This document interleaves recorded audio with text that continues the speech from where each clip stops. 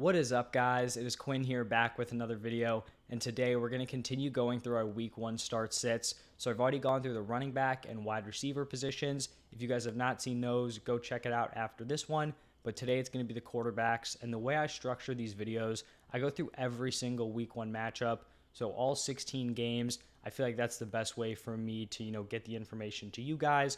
I'll list every starting quarterback as either a start or a sit, and then there are going to be timestamps down below. So if you guys just want to jump around to your specific quarterbacks, the games they're in, that is totally cool. If you want to stick around, watch the whole thing. Thank you. I appreciate it. The one thing I ask, if you guys do enjoy the content, do me a huge favor, hit that like button and subscribe to the channel. And then if you guys have any questions, you want to fire off some start sits down below, trade advice, draft advice, whatever it is, drop it down below and I'll make sure to get back to everyone.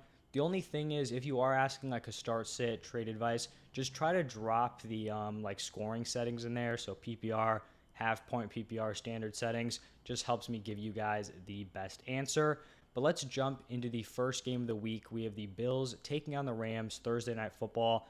I think this is pretty clear. Both of these guys are going to be solid starts.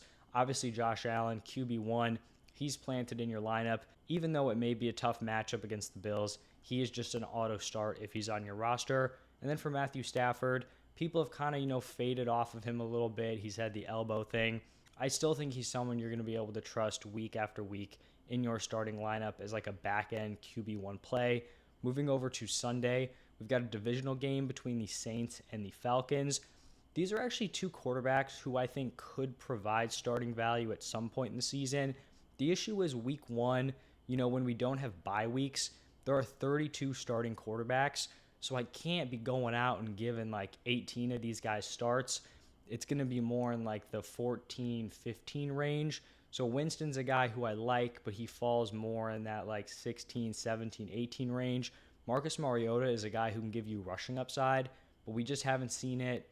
Tough-ish Saints defense.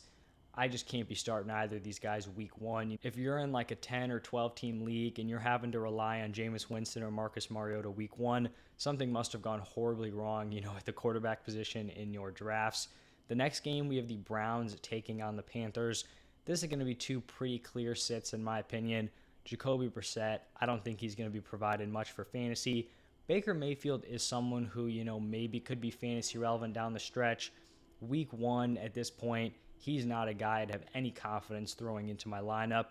Next game, 49ers taking on the Bears. Two very mobile quarterbacks out of the same draft class. For me, it just comes down to the situation of each of these guys. Trey Lance on the 49ers, solid offensive line, great weapons around him, great coaching staff. He's someone who I think is going to build throughout the season, but I've been very, very in on Trey Lance. I believe I have him as my quarterback 7 overall, so maybe he starts a little slow.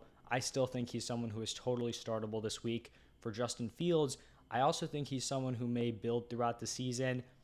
I just don't want him in my lineup right now. If he starts to put together some impressive games with some impressive rushing numbers, then I think he's someone who could be a start. And I think he's one of these guys that I kind of talked about at the beginning where, once bye weeks start to come in, we have 4, 6 teams who aren't playing. He's a quarterback who I think could slot up into that like back-end QB1 territory, but week 1, I'd hope you have a better option. Next up, we have the Steelers taking on the Bengals. For the Steelers, I think you just want to be fading this quarterback position, whether it's going to be Mitch or whether it's going to be Kenny Pickett. I don't want to sniff either of those guys in my starting lineup. On the other hand, with the Bengals, Joe Burrow, very solid mid to back-end QB1 play. I think he's going to be a guy you can trust, week in, week out in your starting lineup. Another guy who I think you can trust in your starting lineup is Jalen Hurts, and his Eagles are going to be taking on the Detroit Lions. Jalen Hurts, I think, is going to be an auto start every single week. I really do think he has elite high-end QB1 upside this year. So Hurts is a start. On the other side, not much to like here with Jared Goff. I think he's going to put together some decent games. He has some decent weapons around him. But in terms of being relied upon week in, week out, not a guy I really want to be looking at here. Moving on to the Colts taking on the Houston Texans. Both of these quarterbacks are going to be sits for me. Matt Ryan may give you some, fantasy relevant performances. He's probably a guy you may pick up off of waivers if your quarterback goes down, or maybe your quarterback's on a bye week. But week 1, 32 quarterbacks in the mix. Not a guy can be starting. Same story here with Davis Mills. Another divisional game, we have the Patriots taking on the Dolphins, and both of these guys are also going to be sits. Patriots offense is kind of all up in the air right now. I was kind of figuring that out when I was going through, like the wide receiver start sits. We have no idea who the wide receiver 1 is, the number 2, how are the tight ends going to be used. We don't even know about the running back position. So Mac Jones is not someone I want starting in my lineup week 1. I think Tua's in a spot where he can become someone you trust in your lineup, maybe even, without bye weeks coming in play. But once those bye weeks kick in, I definitely think he's going to be someone who's going to be plugged in as a start. Just week 1, kind of want to see it first here and kind of just take a look at how this offense looks with Tyreek Hill coming in. And then we've got the Ravens taking on the Jets. Two pretty clear, start, sit here. Lamar Jackson, obviously you're starting him high-end QB1, elite upside on a week-to-week basis for the Jets. Whether it's Zach Wilson back from his injury or Joe Flacco, both of them are going to be sits for me. Another game with 2 sits is the Jaguars taking on the Washington Commanders. Got that Commanders name right this time. I think I messed it up in the wide receiver video. Trevor Lawrence in that same group with Tua and Justin Fields could prove himself to be a start. Week 1, not buying in. Carson Wentz, just tough to see him as a start throughout the season. Maybe he's a guy you plug in if you're really desperate in a deeper league. Week 1 should not be sniffing fantasy football lineups.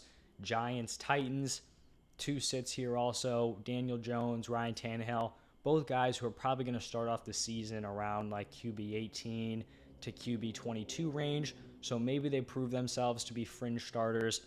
At this point, can't have them in your lineups. Then we start to get into some solid QB matchups here. It kind of seemed like we had a stretch of, a lot of sits going on. Chiefs, Cardinals, you're firing up both Patrick Mahomes and Kyler Murray as locked in mid to high-end QB1 plays. Moving over to a divisional game between the Raiders and the Chargers. I think Derek Carr is a start.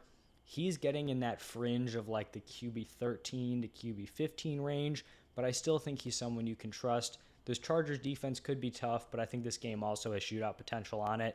So I like Derek Carr as a start. Justin Herbert is going to be locked into your lineup every single week. Then we have a battle between more of these fringe start guys, but guys you probably do trust. So Packers, Vikings, Aaron Rodgers, Kirk Cousins, both guys who are probably going to be QB 14, QB 13, somewhere in that range at the end of the season. I think they're fine guys to have in your lineup. If you're in a 10-team league, you probably want a better option, but maybe you attacked every other position, stacked everywhere else besides quarterback. That's cool. I think both of these guys are decent starts. Then Sunday Night Football, another solid quarterback matchup. Buccaneers taking on the Cowboys. I think Tom Brady's a solid start. Same thing with Dak. I think Dak will probably get better throughout the season once, the health of his team returns, especially the wide receiver position. But I still think he's someone who's going to be, QB 12, QB 13, QB 14. I keep talking about those guys, but I think he's going to be in that range. He did play well against the Bucs last year. Same, week 1 game. So we'll see how he does this week. And then Monday Night Football, Broncos traveling to Seattle to take on the Seahawks. I'm starting Russ here. I guess this is going to be his revenge game going up against the Seahawks in Seattle. Solid weapons around him. I think he's going to be a solid start, throughout the season. Geno Smith, I believe Geno's the guy. It seems like he has beat out Drew Lock. Not at all interested in starting Geno Smith. So those are all 16 week 1 matchups. Going through every matchup, the start, sit.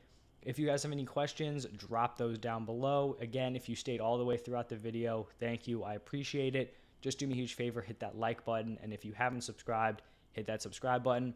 I'll also be putting out my tight end start sit today. If you're watching this and it's already been up for 2 hours, I believe that tight end video will be up. If you're watching it right on the launch, just give it an hour or two and that tight end video will be up. But thank you guys for stopping by, and I'll see you in the next one.